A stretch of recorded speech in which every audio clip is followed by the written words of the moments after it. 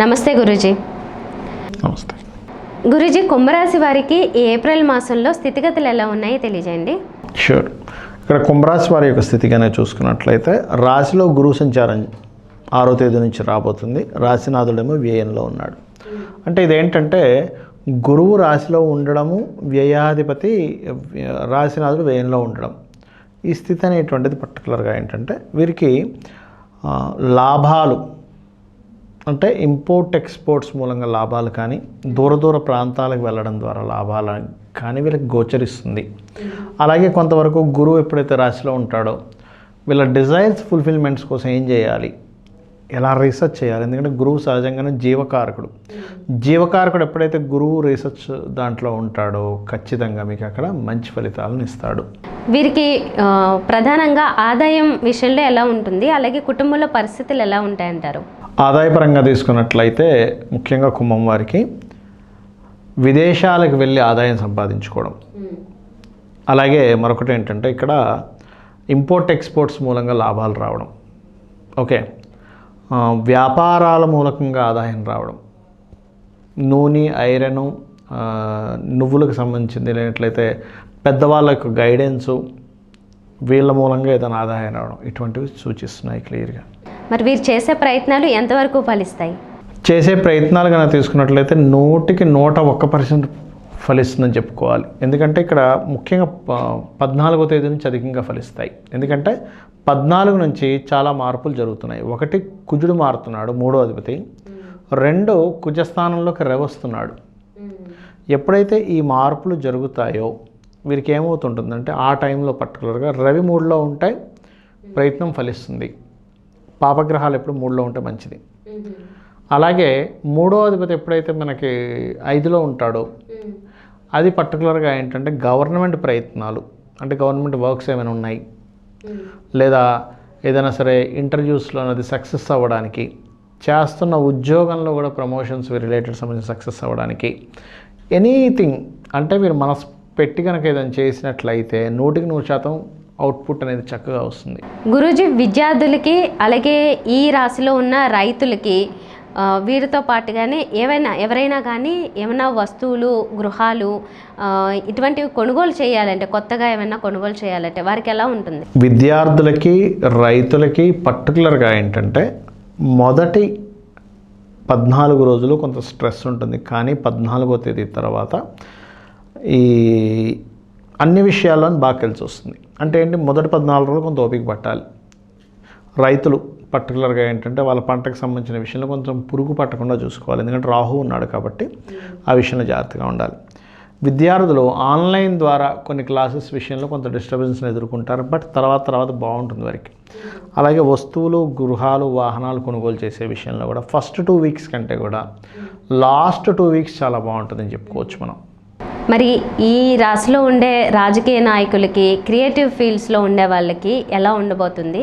And సంతానం కోసం ఎంతో కాలంగా ప్రయత్నించే వారికి మెరుగైన ఫలితాలు ఉంటాయంటారా? ప్రేమ వ్యవహారాల్లో ఉన్న వాళ్ళకి కలిసి వచ్చే అవకాశం ఉందా? సంతానం కోసం ప్రయత్నం చేసేటువంటి వారికి ఖచ్చితంగా కలిసి వస్తుందన్న సందేహం లేదు. కాకపోతే వీళ్ళకి ఏంటంటే 17th నుంచి బాగా కలిసి వస్తుంది. 17వ తేదీ నుంచి పర్టికులర్గా ఎక్కువ కలిసి వస్తుంది. అంటే ఏంటి, వీళ్ళకి ఏదైనా ప్రాబ్లం ఉంది, డాక్టర్ని కన్సల్ట్ చేశాము. ఒక్కొక్కసారి చూడండి, మనం డాక్టర్ని కన్సల్ట్ చేసినా కూడా వాళ్ళు ఇచ్చే మెడిసిన్స్ కానీ అవన్నీ పనిచేయవు పెద్దగా. ఎప్పుడు పనిచేస్తాయంటే గ్రహస్థితి కూడా సంతానాన్ని సూచిస్తుంది అనుకోండి. 17th నుంచి ఆ యొక్క విషయాలను సూచిస్తుంది గ్రహస్థితి. సో వారికి అది ఆఫ్టర్ 17 తర్వాత చక్కగా యోగిస్తుంది. ఆఫ్టర్ 17 తర్వాత క్రియేటివ్ ఫీల్డ్లో ఉన్నటువంటి వారికి కూడా కొత్త అవకాశాలు వస్తాయి. అటువంటివన్నీ ఉంటాయి. మరి ఆరోగ్యం విషయంలో ఏమైనా జాగ్రత్తలు అవసరమా, ఎలా ఉంటుంది? అలాగే రుణాలు తీసుకోవడం కానీ తీర్చే విషయంలో కానీ ఏ విధంగా ఉండబోతుంది అంటారు? ఆరోగ్య సంబంధించినటువంటి విషయాలు కనుక తీసుకున్నట్లయితే కొంతవరకు ఆరోగ్య సంబంధించినటువంటి విషయంలో కొంత జాగ్రత్త వహించాలి. పర్టికులర్గా శ్వాస సంబంధించిన లేనట్లయితే వాటర్ రిలేటెడ్ వాటి మూలంగా ఇబ్బంది పడుతూ ఉంటారు కొంతమంది, లేదా పొత్తి కడుపులో ఒక్కొక్కసారి కొంతమందికి అరగనట్టుగా ఉంటుంటుంది. ఈ విషయాల్లో కొంత జాగ్రత్తను వహించాలి పర్టికులర్గా. అలాగే రుణ సంబంధించిన విషయంలో కూడా కొంత అవాయిడ్ చేయడం మంచిది. రుణాలు తీసుకునే విషయంలో, రుణాలు లేనట్లయితే ఏదైనా కోర్టు కేసు, గొడవల విషయంలో కూడా కొంత అవాయిడ్ చేయడం అనేటువంటిది ముఖ్యంగా మంచిది. చాలా కాలంగా వివాహ ప్రయత్నాలు చేసే వాళ్ళకి ఇప్పుడు ఫలిస్తాయి అంటారా? ఎలా ఉంటుంది? అండ్ భాగస్వామితో ఎలా ఉంటుంది, ఎలా ఉంటే బాగుంటుంది? వివాహం అనేటువంటి సప్తమ భావ సంబంధమైనటువంటిది. సో సప్తమం పైన గురువు యొక్క దృష్టి ఉంది కాబట్టి ఒక మంచి ఫ్యామిలీ నుంచి వరుడు కావచ్చు, వధువు కావచ్చు వచ్చే ఛాన్సెస్ 6వ తేదీ నుంచి ఎక్కువగా ఉన్నాయి. ఎందుకంటే రాశిలో గురు సంచారం అనేటువంటిది ఈ ఫలితాలను ఇస్తుంది పర్టికులర్గా. సో వీళ్ళకి వివాహ ప్రయత్నాలు ఈ మాసం చాలా బాగుందని చెప్పుకోవచ్చు. So no need to worry. అలాగే వధువు ఆల్రెడీ వివాహం అయినటువంటి వారికి వాళ్ళ ఇద్దరి మధ్యని బాండింగ్ కూడా చాలా చక్కగా పెరుగుతుంది కుంభరాశి వారికి కనుక చూసుకున్నట్లయితే. ఎందుకంటే రాశిలో గురువు ఉండి సప్తమ స్థానంలో ఉన్న భావాన్ని చూస్తుంది. అది ఎప్పుడైతే 7th హౌస్లో ఉన్న స్థానాన్ని చూస్తుందో ఇది మంచి బాండింగ్ని ఇస్తుంది. గతంలో ఏ గొడవలైనా సరే ఇక్కడ మాత్రం బాగుంటుందని చెప్పుకోవచ్చు. ఏమన్నా ఆకస్మికంగా లాభాలు కానీ నష్టాలు కానీ చూసే అవకాశం ఉందా ఈ మాసంలో? ఆకస్మికమైనటువంటి లాభ నష్టాలు కనుక తీసుకున్నట్లయితే పర్టికులర్గా వీరు 17వ తేదీ వరకు ఆకస్మిక సంఘటనల విషయంలో జాగ్రత్తగా ఉండాలి. అంటే మిస్కమ్యూనికేషన్స్ మూలంగా నష్టాలు జరిగే ఛాన్సెస్ ఉంటాయి 17వ తేదీ వరకు. ఆఫ్టర్ 17th తర్వాత అంటే 17 తర్వాత పర్టికులర్గా ఏంటంటే ఏదైనా ఉద్యోగ సంబంధించిన విషయాల్లో కొన్ని మార్పులు జరిగే ఛాన్సెస్ ఉంటాయి సడన్గా.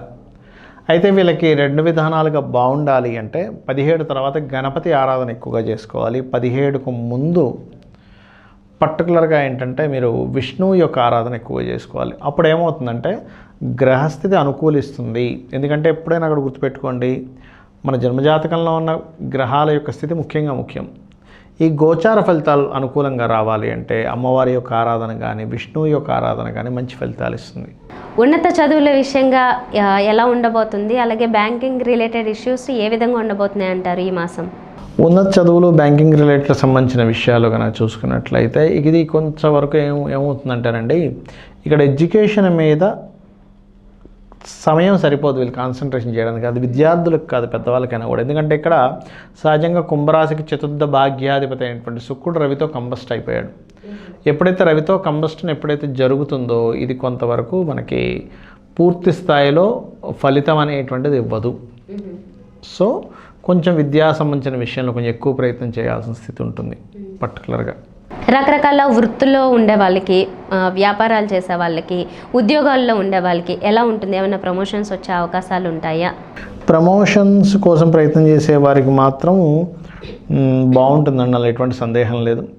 ప్రమోషన్స్ అయితే పుష్కలంగా వస్తాయి. కానీ చేస్తున్న ఉద్యోగం లేదా కొంచెం ఉద్యోగం కోసం ప్రయత్నం చేసేటువంటి వారికి మాత్రం ఖచ్చితంగా ఫలకృతం అవుతుంది. ఎటువంటి అంటే కొంత ఇబ్బంది ఇచ్చి తర్వాత ఫలకృతం అవుతుంది. గురించి చాలా కాలంగా విదేశీ ప్రయత్నాలు చేసే వాళ్ళకి అసలు అవి కలిసి వస్తాయంటారా ఆ ప్రయత్నాలు? అలాగే పెట్టుబడులు అవి పెట్టే విషయంలో ఎలా ఉంటుంది? ఇక్కడ ఏంటంటేనండి, రాశినాథుడు ఎప్పుడైతే 12th హౌస్లో ఉన్నాడో ఈ విదేశీ యోగాలను ఇచ్చి తీరుతుందో ఎటువంటి సందేహం లేదు. 1% కూడా డౌట్ పడాల్సిన పని లేదు. అయితే ఇక్కడ ఏంటంటే లాంగ్ జర్నీస్ కారకుడు అయినటువంటి 9th లార్డ్ కంబస్ట్లో ఉన్నాడు.